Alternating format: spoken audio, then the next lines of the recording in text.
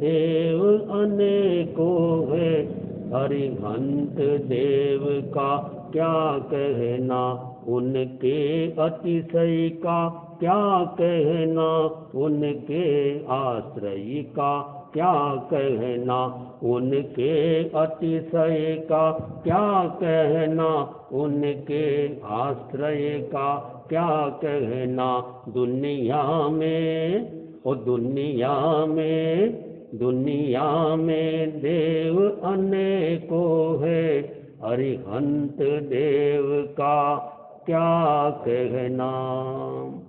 जो दर्शन ज्ञान अनंता है, जो राग देश जयवंता है, जो भक्तों के भावंता है, उनकी करुणा का क्या कहना। दुनिया में देव अनेकों है, अरिहंत देव का क्या कहना। सुर असुर से जो पूजित है, ऋषि मुनियों जो वंदित है। सुर असुरों से जो पूजित है, ऋषि मुनियों से जो वंदित है।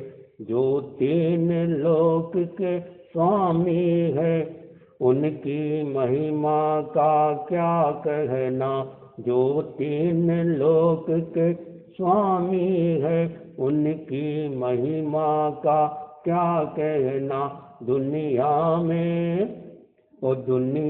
में देव अनेकों है, अरिहंत देव का क्या कहना। जो आदि धर्म की करते हैं, भव्यों के भव को हरते हैं। जो आदि धर्म की करते हैं, भव्यों के भव को हरते हैं। जो तिरते और तिराते हैं, ऐसे तीर्थ का क्या कहना। जो तिरते और तिराते हैं, ऐसे तीर्थ का क्या कहना। दुनिया में देव अनेकों है, अरिहंत देव का क्या कहना। पूजा निंदा में सम रहते, नित वीत रागता में रमते। पूजा निंदा में सम रहते, नित वीत रागता में रमते। जहाँ समकित दीप जले नित ही, उनकी समता का क्या कहना। दुनिया में देव अनेकों है, अरिहंत देव का क्या कहना।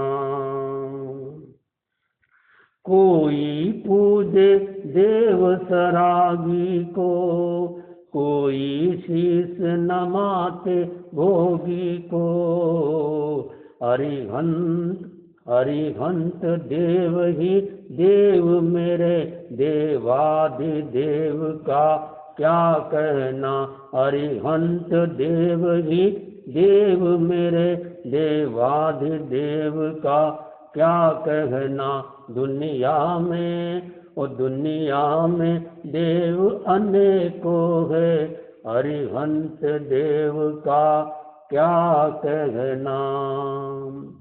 जो अष्ट कर्म से युक्त रहे, जो देव देवी संयुक्त रहे। वे सच्चे देव नहीं होते, सर्वज्ञ देव का क्या कहना। दुनिया में देव अनेकों है, अरिहंत देव का क्या कहना।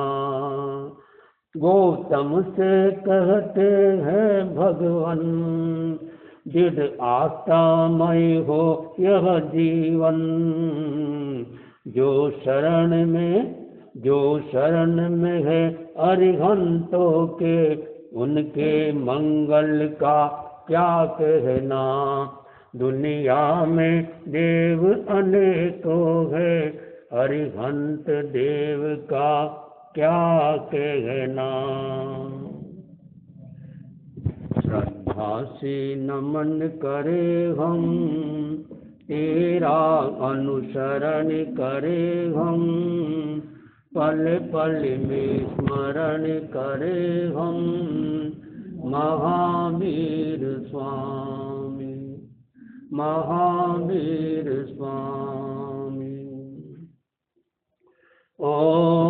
ओंकार बिंदु संयुक्तं नित्यं ध्यायन्ति योगिनः, कामदं मोक्षदं चैव। ओंकाराय नमो नमः, ओंकाराय नमो नमः। परम आराध्य के पावन चरणों में वंदन। चैत्ता भार हम वासम, चक्रवर्ती महिद्यो। संति संति करे लोए, पत्तो गई मणुत्तरम। अत्य विराजित श्रद्धे मुनि श्री संजय कुमार जी स्वामी, मुनि श्री प्रकाश कुमार जी स्वामी, धर्म प्रेमी भाइयों और बहनों, अभी आपने गीत में बातें सुनी अरिहंत के बारे में। दुनिया में कई तरह के देव होते हैं। जैन दर्शन के अनुसार 5 तरह के देव होते हैं। कौन कौन से? परमाधामी, भवनपति, वयंतर, ज्योतिष और वैमानिक। पूरा ऐसा कोई लोक का स्थान नहीं जो ये कहा जाता है कि कण कण में भगवान है, तो वो जैन दर्शन की बात सही निकलती। तीनों लोक में देव है। मध्य लोक में देव है, अधोलोक में देव है, ऊर्ध्वलोक में देव है। जो भवनपति देव है वो नीचे, जहाँ पर पहले नरक शुरू होती है, उसके ऊपर वो भवनपति देव रहते हैं। 10 भवन नाम क्यों रखा? भवन में रहते हैं। भवन में रहते इसलिए भवनपति देव कहलाते। 10 प्रकार उसके भी। असुर कुमार, नाग कुमार, स्वर्ण कुमार, विद्युत कुमार, अग्नि कुमार, वायु कुमार, स्तनित कुमार आदि आदि।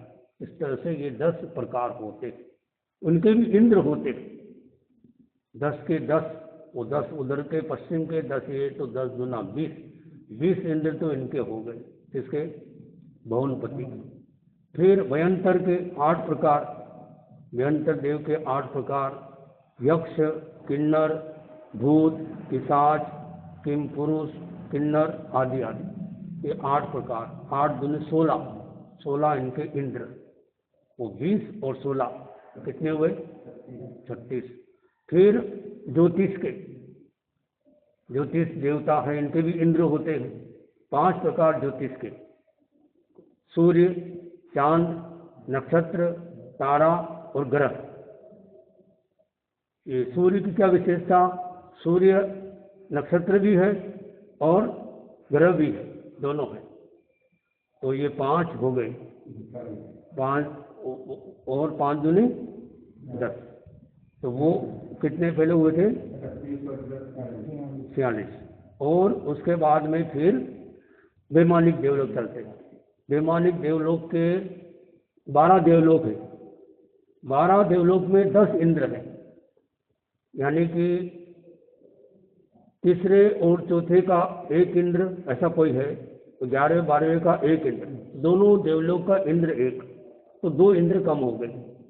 तो कितने हो गए? 56। और 10 उसके डबल करो उस साइड के, तो 64। ये 64 इंद्र होते। उसके ऊपर इंद्र नहीं, इंद्र है लेकिन वो अहम इंद्र है। यानी यहाँ तो क्या 12 जो लग तो चलता है कि ये देवता है और इनका इंद्र है। वहाँ पे सब इंद्र है, अहम इंद्र है, वहाँ पे कल्पातीत है, वहाँ पे छोटे बड़े देवता का भेदभाव नहीं। 12 देवलोक के बाद उसका नाम है नौ ग्रवेक, 9 ग्रवेक होते हैं और उसके पर 5 अनुत्तर होते हैं, जय, विजय, जयंत, अपराजित और स्वार्थ सिद्ध। जो जीव एक बार स्वार्थ सिद्ध देवलोक में चला गया उसके अगले भव में मोक्ष है। स्वार्थ सिद्ध भी नहीं, जो 5 अनुत्तर बताए मैंने आपको, जय, विजय, जयंत, अपराजित और स्वार्थ, ये 5 अनुत्तर देवलोक, इनमें जो जीव चला गया वो अगले जन्म में उसका मोक्ष पक्का है। कौन जाता है? जो ऐसा कोई जीव जिसने वीतराग बनने के लिए उपशम श्रेणी ले ली, शतक श्रेणी ले ली। 8वें गुण स्थान से 2 श्रेणी चलती है। जिसने मोह को दबाया वो चला गया 11वें गुण स्थान में, और जिसने मोह को खत्म किया वो पहुंच गया 12वें गुण स्थान में। 12वें गुण स्थान में चला गया, उसी भव में मोक्ष पक्का है, वीतराग बन गया वो केवली वीतराग। और जो 11वें गुण स्थान में चला गया, 11वें गुण स्थान में यदि मानो आयुष पूरा हो गया तो वो जाएगा 26वें देवलोक में, अनुत्तर में। और आयुष पूरा नहीं हुआ, मतलब ऐसा बात है, मरे तो सजा, जिए तो मजा, ऐसा सिद्धांत जैन दर्शन का। क्या मतलब हुआ? अगर वो 11वें गुण स्थान में कोई जीव मर गया तो मजा, मजा मतलब कहाँ जाएगा? अनुत्तर विमान में, और अनुत्तर विमान में चला गया तो अगले जन्म में मोक्ष पक्का है। और यदि वो जिया तो सजा, कहाँ जाएगा? सीधा नीचे पहले गुण स्थान तक। कहाँ देखो 11वें गुण स्थान में गया जीव, पहले गुण स्थान में आना पड़ा। तो 11वें गुण स्थान की परिभाषा बताई, बंद गली का रास्ता, बंद गली का रास्ता।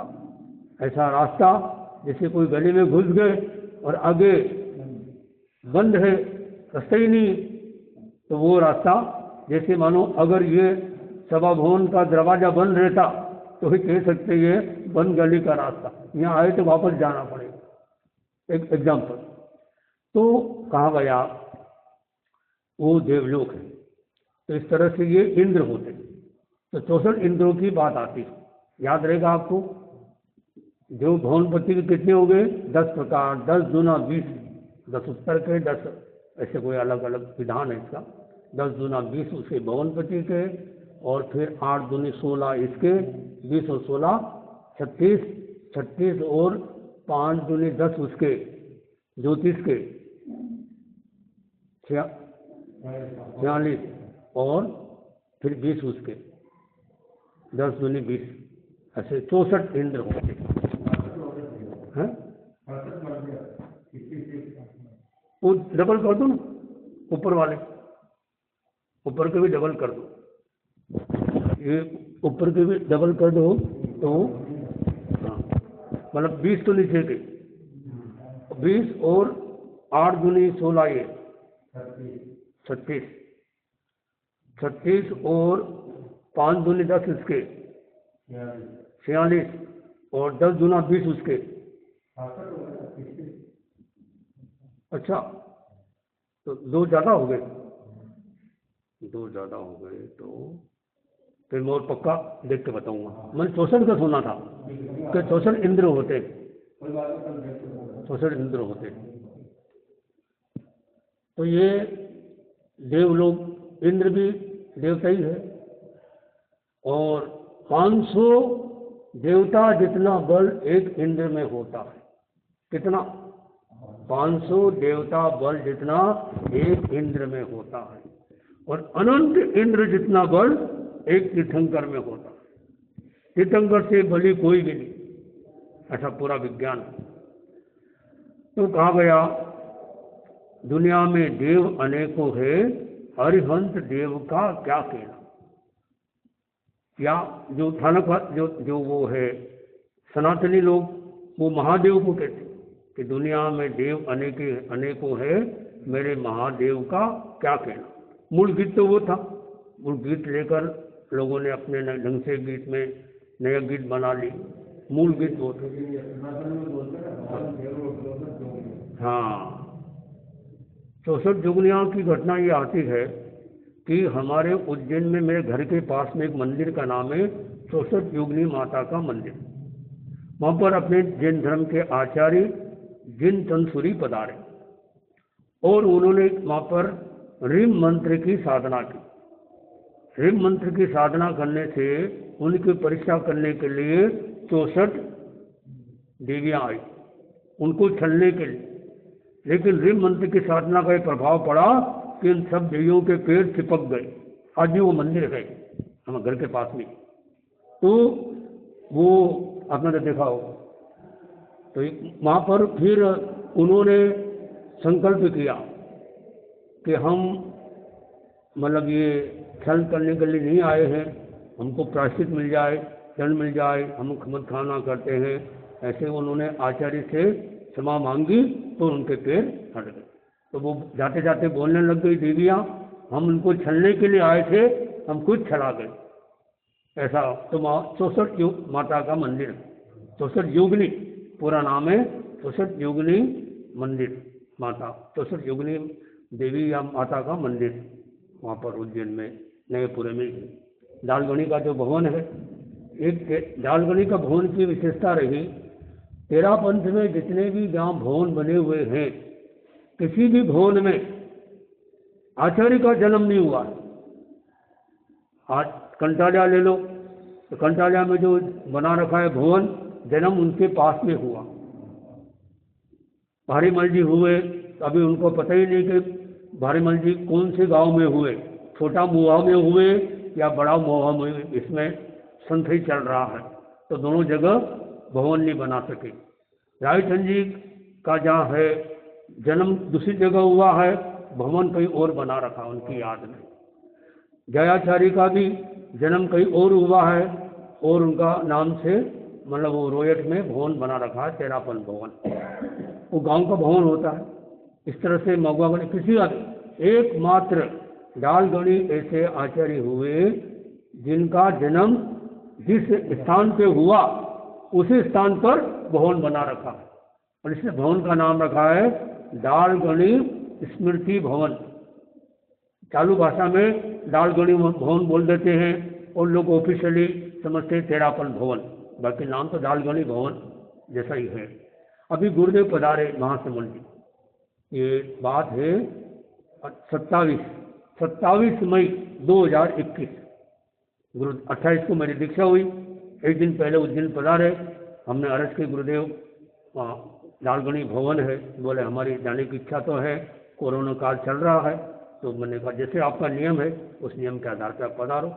तो वहाँ पर और लोगों को अलाउ नहीं था, बस मुझे अलाउ था और कुछ संत आचार्य के साथ में थे, साधनियाँ भी उनके साथ में नहीं थी। जब वो दालगणी भवन पधारे तो वो पाठ पे विराजे और वहाँ तो सारा बताया कि दालगणी का ये इतिहास रहा और यहाँ इतने चौमासे हुए और इतने यहाँ की दीक्षा हुई और इतना सारा बताया, बहुत अच्छा लगा। फिर हमने कहा कि बोलते ये जो सीढ़ियाँ है, सीढ़ियों के नीचे जो जगह है यहाँ पर जन्म हुआ। तो तत्काल वो गुरुदेव पाठ पे वहाँ विराजे थे, वहाँ से उठकर तत्काल वहाँ पधार गए। तत्काल संतों ने वहाँ कुर्सी लगा दी, वहाँ विराजे और उन्होंने 3 दोहे की रचना की। उस एक दोहे में उन्होंने मेरा भी उल्लेख किया। तो कहने का भाव ये है कि वो ऐसा स्थान जहाँ पे जन्म हुआ और उस भवन की क्या विशेषता, वो पहले हवेली थी और उस हवेली में तेरापंथ के 8वें आचार्य कालूगणी पधारे। आचार्य तुलसी उनके साथ मुनि अवस्था में थे। यानी उज्जैन ऐसा रहा है कि जहाँ तेरापंथ के तीसरे आचार्य से लेकर 11वें आचार्य तक सब पधार गए। तीसरे आचार्य रायचंद जी, चौथे आचार्य जीतमल जी, 5वें आचार्य मगवागणी, 6ठे आचार्य माणकगणी, सातवें आचार्य डालगणी, हालांकि डालगणी मुनि अवस्था में पधारे, आचार्य बनने के बाद में नहीं पधारे, जो भी है पधारना तो हो गया। और आठवें आचार्य कालूगणी और नौवें आचार्य तुलसी, आचार्य तुलसी 2 बार पधारे, और यूँ कहना चाहिए 3 बार पधारे। एक बार तो चौतमास किया, एक बार रायपुर से पधारे और एक बार कालूगणी के साथ में आए, तो 3 बार आचार्य तुलसी का आगमन हुआ, पूरा इतिहास में लिखा हुआ। फिर महाप्रज्ञ जी वो कालूगणी के साथ भी आए, आचार्य तुलसी के साथ भी आए, और स्वतंत्र भी आए एक बार 2004 में। फिर महासमंड जी पधारे आचार्य के रूप में भी, जब पर मेरी दीक्षा हुई 28 तारीख को। तो 27 मई 2021 को आचार्य श्री महासमंड जी उज्जैन पधारे।